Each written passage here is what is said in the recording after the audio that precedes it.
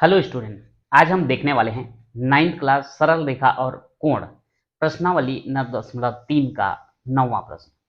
मैं हूं परमानंद पटेल। स्वागत है आपका आपके अपने चैनल पीएन पटेल क्लासेस पर।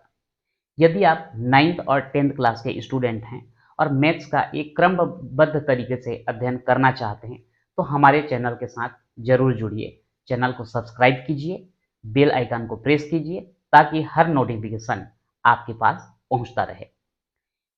हर वीडियो के डिस्क्रिप्शन में एक व्हाट्सएप ग्रुप का लिंक दिया गया है जिसे आप ज्वाइन कर सकते हैं और कुछ भी मैथ से संबंधित प्रॉब्लम हो तो आप उस प्रॉब्लम को शेयर कर सकते हैं ताकि आप उसका समाधान प्राप्त कर सकें। तो आइए देखते हैं प्रश्न 9। दी गई आकृति में त्रिभुज ABC की भुजा BC को D तक बढ़ाया गया है।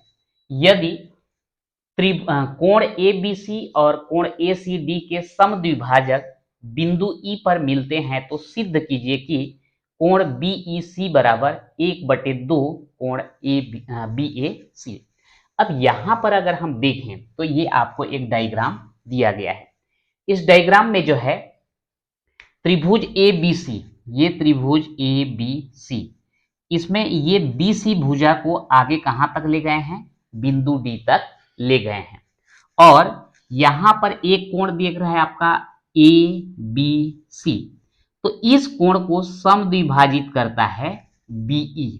ठीक वैसा ही एक दूसरा कोण ACD, इसमें जो है ये जो कोण बन रहा है इसको ठीक दो बराबर भागों में बांटता है CE। यानी कि यहां पर ये जो कोण B का समद्विभाजक BE और ये कोण C का समद्विभाजक जो है CE है। यानी कि दोनों समद्विभाजक एक दूसरे को कहां मिल रहे हैं? बिंदु E में मिल रहे हैं। तो हमको सिद्ध करना है कि कोण BEC मतलब ये वाला कोण जो है 1/2 कोण BAC, 1/2 कोण BAC मतलब ये जो कोण है इस कोण का ठीक आधा है। ये हमको सिद्ध करना है। तो इसके लिए जो है दो स्टेटमेंट तो मैं लिख करके रखा हूं। आप आइए देखते हैं यहां पर कि त्रिभुज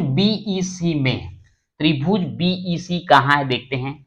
त्रिभुज BEC, ये जो आपको त्रिभुज प्राप्त हो रहा है इसमें ये भुजा आगे बढ़ा हुआ है तो ये जो कोण बनेगा केवल ये वाला हिस्सा ना, त्रिभुज BEC में ये वाला जो कोण बनेगा इस त्रिभुज के लिए बहिष्कोण या बाह्य कोण बनता है।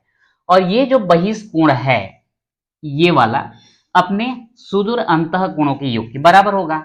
मतलब ये वाला कोण और ये वाले कोण के योग के बराबर होगा। तो इस कोण को हम क्या लिखेंगे? कोण ECD। यहां पर देखिए कोण ECD। उसके बाद ये वाले को क्या लिखेंगे? कोण EBC। और लास्ट वाला कोण ये क्या लिखाएगा? BEC। तो ये जो आपका कोण है ये वाला कोण इस कोण और इस कोण के योग के बराबर है और यही है आपका बहिष्कोण प्रमेय। तो त्रिभुज BEC में बहिष्कोण प्रमेय से कोण ECD बराबर कोण EBC प्लस कोण BEC, ये तो हो गया एक त्रिभुज में आपका बहिष्कोण। अब यहां पर मैं इसको मिटा देता हूं केवल समझाने के लिए आपको जो है यहां पर ये किया था। इसी प्रकार एक और त्रिभुज ले लेते हैं ABC। तो ये ABC में अगर लेंगे तो ये पूरा इतना जो है आपका क्या बनेगा? बहिष्कोण बनेगा। तो त्रिभुज ABC में बहिष्कोण प्रमेय अगर हम लगाएंगे तो ये जो कोण होगा इतना, इसको लिखा गया है DCA। मतलब ये कोण DCA जो है किसके बराबर होगा? ये कोण और ये पूरे के योग के बराबर होगा। तो ये कोण को हमने क्या लिख दिया? DCA, ये पूरा DCA। उसके बाद ये है CBA, ये पूरा कोण को हम क्या लिख दिए? CBA। और ये वाला कोण क्या लिखाएगा? BAC।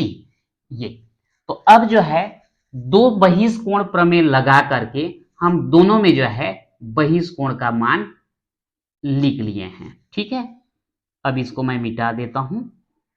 अब चलते हैं आगे। अगर हम यहां पर देखें, दूसरे समीकरण को ही हमको आगे बढ़ाना है, तो यहां पर हम देखते हैं DCA। ये DCA है क्या? DCA, ये पूरा कोण जो है DCA कहलाएगा, और इसको दो भाग में बांटने वाला कौन है? CE है। तो यहां पर हम लिख देंगे कोण DCA का समद्विभाजक CE है।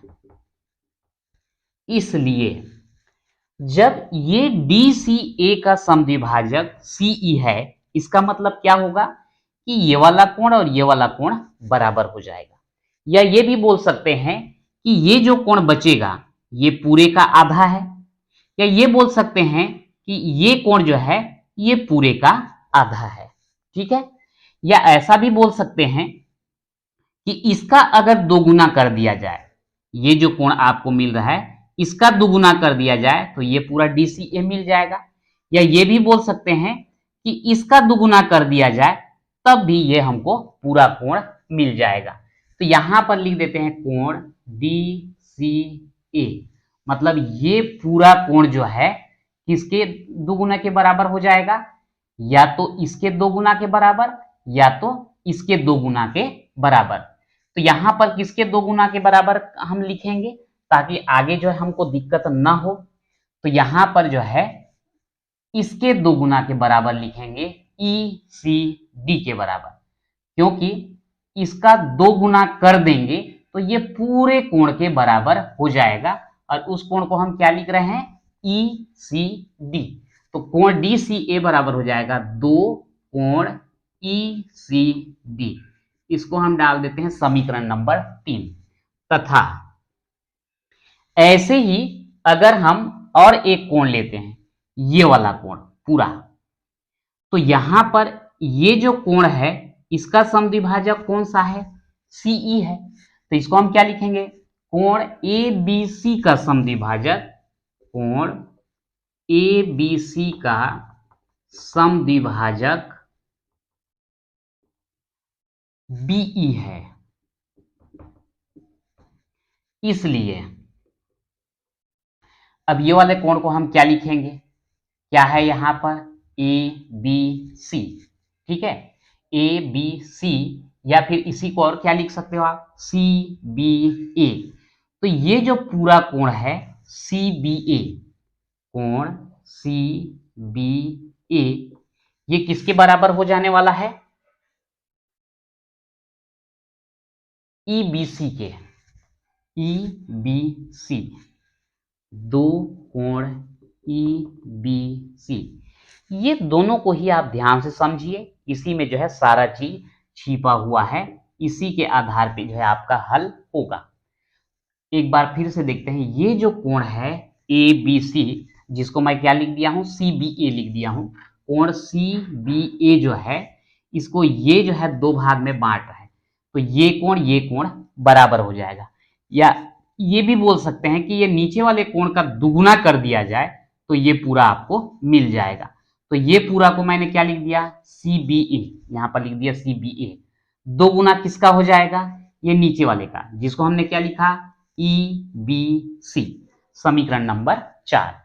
अब ये समीकरण 3 और समीकरण 4 का मान जो है हमको ये समीकरण नंबर 2 में रखना है। तो लिख देंगे यहां समीकरण 3 व 4 से समीकरण 2 में मान रखने पर, अब मान रखेंगे तो ये समीकरण को पहले लिखना पड़ेगा। कोण DCA बराबर कोण CBA प्लस कोण BAC। अब देखिए ये जो DCA है किसके बराबर है?